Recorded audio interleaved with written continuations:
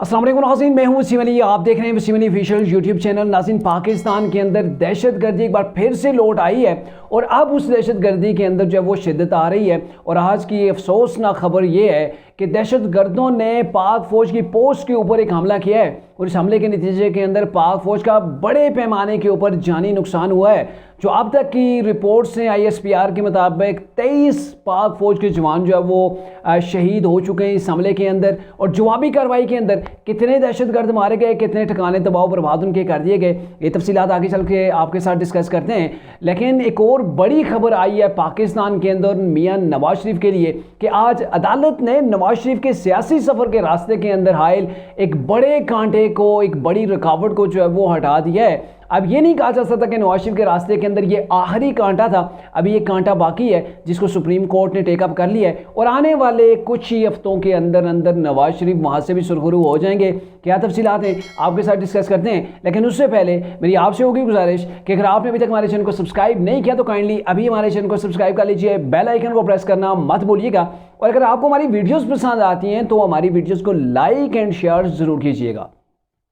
नाज़रीन, पहले अफसोसनाक जो खबर है उसी से शुरू कर लेते हैं कि दहशतगर्दी जो पाकिस्तान के अंदर पिछले 1.5 साल से उसने सार उठाना शुरू किया है और पिछला जो 1 साल रहा है उसके अंदर KPK के अंदर बड़े लेवल के ऊपर जो है वो खुद जो है वो इस दहशतगर्दी के वाक़यात रोनमा हुए हैं जिनके अंदर अब शिद्दत आती जा रही है और इलेक्शन भी सर के ऊपर हैं। तो ये जो दहशतगर्दी का उनसर दिन ब दिन बढ़ रहा है, आने वाले दिनों के अंदर इलेक्शन के अंदर काफ़ी तशवीश है कि कहीं हालात जो है वो ख़राब ना हो जाएं। और आज जो कुछ हुआ है बड़ा ही अफसोसनाक है कि सिक्योरिटी फोर्सेस की एक पोस्ट के ऊपर डेरा इस्माइल खान का एक इलाका है, दराबन उस इलाके का नाम है, वहाँ पर सिक्योरिटी फोर्सेस की पोस्ट थी, वहाँ पे दहशतगर्दों ने हमला किया और दहशतगर्द उस पोस्ट के अंदर दाखिल होना चाह रहे थे। वहाँ पे जो दहशतगर्द थे वो अंदर दाखिल होना चाह रहे थे जो चौकी थी पुलिस की, तो फ़ौज की।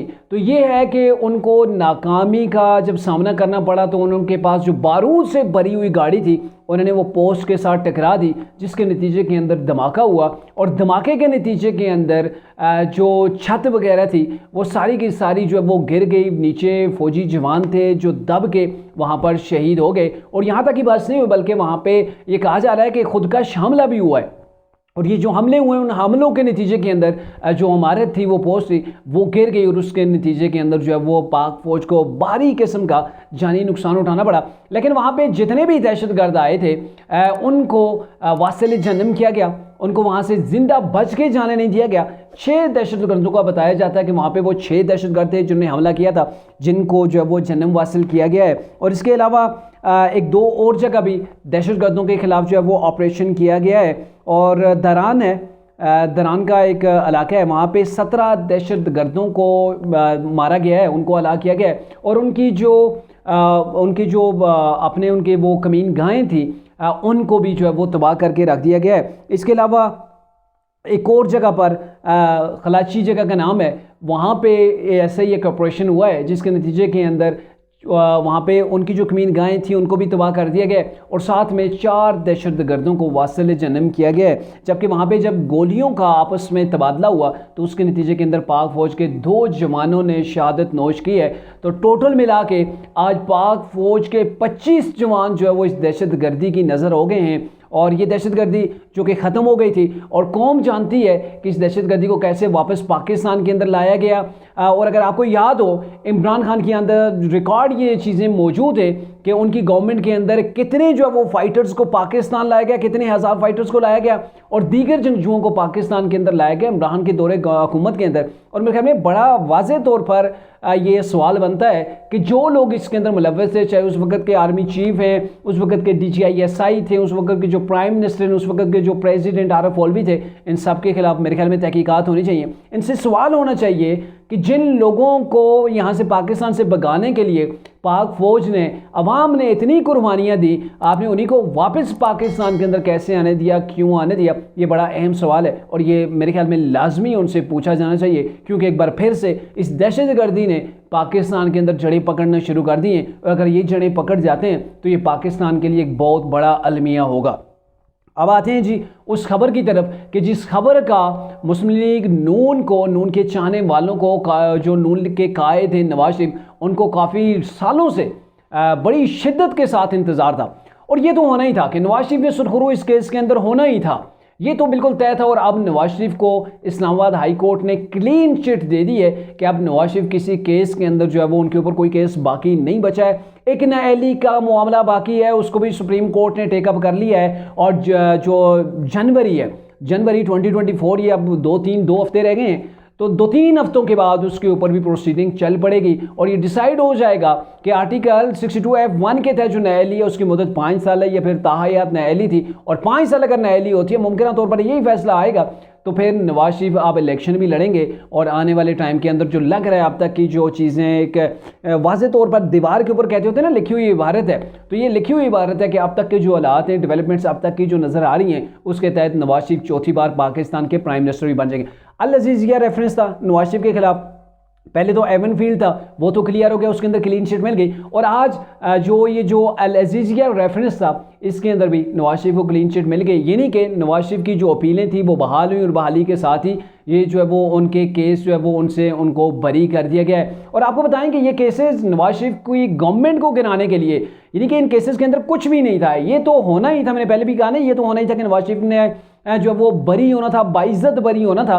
जो उनके खिलाफ मुकदमात किए गए थे, मेरे ख्याल में ये टोटल के टोटल सारे लोग जानते थे। आज की सुप्रीम कोर्ट भी जानती है, हमारी जुडिशरी भी जानती है, हमारे दीगर इदारे भी जानते हैं और अवाम भी जानती है कि ये सारे के सारे तसब पर बनाए गए थे। और ये इसलिए केसेस बनाए गए थे ताकि उस वक्त प्रोजेक्ट इमरान खान था, और प्रोजेक्ट इमरान खान के अंदर बहुत लोग अंधे किए हुए थे। जो बड़े बड़े ताकतवर लोग थे ना, वो अंधे किए हुए थे इस प्रोजेक्ट को जिन्होंने लॉन्च किया था। और ये वो साकिब निसार की ऑडियो, जो मुबैना ऑडियो है, जिसके अंदर जिक्र है ना कि ये जो है वो हर सूरत हमने इमरान को लाना है, नवाज शरीफ को जेल के अंदर रखना है।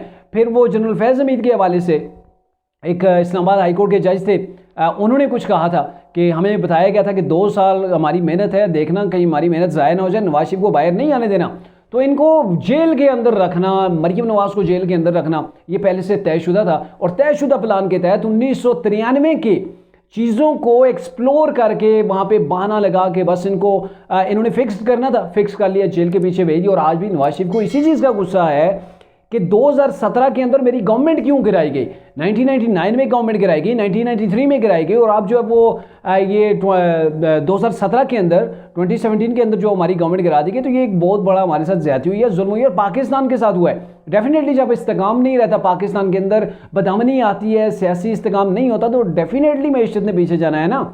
जो आपके प्रोजेक्ट्स आपने शुरू कर रखे हैं, वो आपकी गवर्नमेंट ही नहीं रही तो कौन उनको आगे बढ़ाएगा? ज़ाहिर है दूसरी गवर्नमेंट आएगी तो वो तो उनको बिठा के रख देगी। सी पैक का इमरान ने क्या हाल किया, उसको कैसे इन्होंने स्टॉप किया, कैसे रोका? चाइना ने इसके ऊपर तो कई जो है वो, यहाँ पे साइफर, अमरीकी साइफर की बात हो रही है, चाइना ने कई साइफर मैंने सुना है भेजे हैं। जो अमेरिकन जो साइफर जिसके वाले से बात की जा रही है, उसे कहीं सख्त उसके अंदर लैंग्वेज इस्तेमाल की गई है कि इमरान के साथ हमारा चलना मुमकिन ही नहीं है।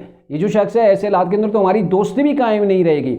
तो ये चीज़ें थी, लेकिन क्या है कि नवाज शरीफ को फिक्स किया गया। और आपको मज़े की बात बताएं, दिसंबर 2018 था जब नवाज शरीफ को इसी अल अजीज़िया रेफरेंस के अंदर 7 साल की कैद और जुर्माना भी इनके ऊपर किया गया था। और आज भी दिसंबर है और दिसंबर 2023 है, वक्त ने कैसे पलटा खाया है कि जिस शख्स को लाने के लिए केसेस बनाए गए थे वो आज जेल के अंदर बंद है। और एक केस नहीं, दर्जनों केसेस के अंदर मतलब उसकी सज़ा पक्की है। दर्जनों केसेस ऐसे हैं कि जिनके अंदर, दर्जनों में से आप लगा लें कि 5-6 केसेस ऐसे हैं जिसके अंदर इमरान के लिए जेल के अंदर सालों जो है वो वहाँ पे इमरान जो है वो रह सकते हैं। साइफर केस आप उठा के देख लें, तोशा खाना देख लें, फॉरेन फंडिंग केस देख लें, 9 मई का वाक़या है। और इसके अलावा 190 मिलियन पाउंड का जो मामला है, ये चीज़ें हैं, गैर शरई निकाह है। इन चीज़ों के अंदर इमरान की खलासी इतनी आसान नहीं होगी और वक्त ने पलटा खाया। और नवाज शरीफ ने जो अदालत के अंदर ये खड़े होकर कहा था कि मैंने अपने फैसला जो है वो अल्लाह पे छोड़ दिया है। और जब अल्लाह पे आप फैसला छोड़ते हैं तो देखें अल्लाह बड़ा कारसाज है। ये दुनिया की अदालतें हैं जिनको साकिब निसार मैनेज कर रहा था, और साकिब निसार को मैनेज करने वाले कोई और हाथ थे, और जिन्होंने मैनेज किया था नवाज शरीफ के खिलाफ बोझ के ऊपर मबनी और झूठे मुकदमात बनाए गए थे। आज मेरे ख्याल में उनका चेहरा काला हो गया होगा। लाजमी नहीं है कि उनके चेहरों के ऊपर पूरी कालक मल दी जाए, कुछ फैसले ही काफ़ी होते हैं चेहरों को काला करने के लिए। और आज उनके चेहरे मेरे ख्याल में डेफिनेटली काले हो चुके होंगे। अब उन्हें शर्म भी आ रही होगी। और मेरे ख्याल में पाकिस्तान के अंदर एक रूल होना चाहिए कि कई बार आपके ऊपर जेली मुकदमा बनता है, आपकी डिस्क्वालिफिकेशन हुई है लाइफ टाइम के लिए। अब तो डिस्क्वालिफिकेशन भी नहीं टिक पाएगी ना, आपके जो केसेस थे उन्हीं के अंदर आप बरी हो गए, तो डिस्क्वालिफिकेशन लाइफ टाइम के लिए कैसे रह सकती है, ये तो पॉसिबल ही नहीं है। तो ये भी चीज़ जो है वो रोल बैक हो जाएगी। लेकिन ये ना कि पाकिस्तान के अंदर ये रूल होना चाहिए कि अगर आपके ऊपर कोई मुकदमात ऐसे झूठे बनाता है, आपकी गवर्नमेंट को ख़त्म कर जाए। गवर्नमेंट को मिलना कोई आसान चीज़ नहीं है। ये अलग बात है, वो कहते होते हैं ना कि अल्लाह जिसे चाहता है इज्जत देता है, जिसे चाहता है जलील करता है, जिसको चाहता है बादशाह देता है, और जिससे चाहता है बादशाह छीन लेता है। तो ये नवाज शरीफ को चौथी बार अगर बादशाह मिल रही है तो डेफिनेटली इसके पीछे बड़े मुहर्रिकात हो सकते हैं। और नवाज शरीफ को एक बार नहीं कई बार जो वो अल्लाह ने सुरखरू किया। और जब आपको याद हो कि यहाँ पर जेल के अंदर उनके खिलाफ जो अटेम्प्ट की गई, जैसे कहा जा रहा है कि उन्हें कत्ल करने की कोशिश की गई, कैसे उनके प्लेटलेट्स जो वो डाउन हो गए, तो यहाँ से उनके बचने के असबाब भी अल्लाह ने पैदा किए। यहाँ पे इमरान खान था, आप ज़रा इसको एनालिसिस इस चीज़ का करें। इमरान खान की अपनी गवर्नमेंट थी, जो इनके डॉक्टर्स थे, जो इन्होंने आगे टीमें बनाई थी, इन्होंने खुद बनाई थी, तो सारा कुछ हुआ। वज़ीर सेहत भी डॉक्टर यास्मीन राशिद थी। तो रिपोर्ट्स इन्होंने चेक की कि नवाज शरीफ वाकई में शदीद नौयत के बीमार थे, और ये गवर्नमेंट नहीं चाहती थी कि इमरान नहीं चाहते थे कि इसका मलबा हमारे ऊपर है। नवाज शरीफ को यानी कि ऐसे खदशात नज़र आ गए थे, यानी कि नवाज शरीफ की लाइफ के हवाले से उस वक्त की गवर्नमेंट को, इमरान खान को, डॉक्टर यास्मीन राशिद को और दीगर हलकों को, कि नज़र आ रहा था कि नवाज शरीफ जान से भी जा सकते हैं। तो ये नहीं समझ रहे थे कि हम ये बोझ जो बर्दाश्त कर पाएंगे, इसलिए इन्होंने नवाज शरीफ को यहाँ से बाहर भेजा। और ये अल्लाह ने नवाज शरीफ को बचाया है कि वो बीमारी नवाज शरीफ को लगी। अगर बीमारी ना लगती तो जेल के अंदर से इन्होंने इससे नवाज शरीफ को बाहर नहीं आने देना था। और नवाज शरीफ को इन्होंने जेल के अंदर ही थोड़ा थोड़ा करके, जैसे वो स्लो पॉइजनिंग की इमरान बात करते होते ना, कि ये वो काम नवाज शरीफ के साथ इन्होंने करना था, लेकिन जिसे अल्लाह रखे उसे कौन चखे। एक बीमारी ने नवाज शरीफ की जान बचाई। उमूमी ये होता है ना, बीमारी जान ले लेती है, लेकिन एक बीमारी ने नवाज शरीफ की जान बचाई और नवाज शरीफ यहाँ से बाहर चले गए। और अल्लाह ने किया कि वहाँ पे उनको सेहत भी मिली, वतन वापस आए, केसेस से भी क्लीन चिट मिल गई, और दोबारा सुरखरू होकर चौथी बार पाकिस्तान के प्राइम मिनिस्टर बनने जा रहे हैं। तो ये कोई छोटी बात नहीं है। उन किरदारों के लिए ये एक बड़ा वाज़ेह पैगाम है। आप कह सकते हैं ना कि वो चुल्लू भर पानी में डूब के मरने का मुकाम है उनके लिए, कि जिन्होंने झूठे मुकदमात बनाए, साजिशें की, एक चलती गवर्नमेंट को डीरेल किया, एक शख्स को लाने के लिए इतना कुछ किया, और शख्स ने उनके साथ क्या कुछ किया ये पूरी कौम जो है वो जानती है।